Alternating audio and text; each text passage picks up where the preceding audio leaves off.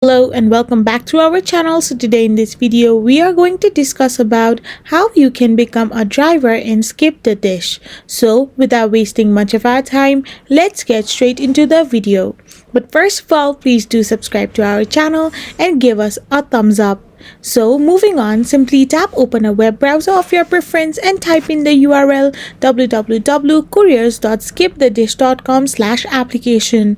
Once you do this, you will end up in the official website where you can apply. Now simply tap on apply now, and once you do this, if you are new, then simply type in your name, your last name, email, mobile phone, your city and your preferred language.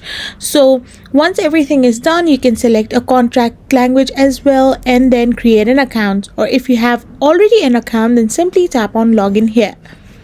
Now once you have created your account, you will be redirected to this kind of interface.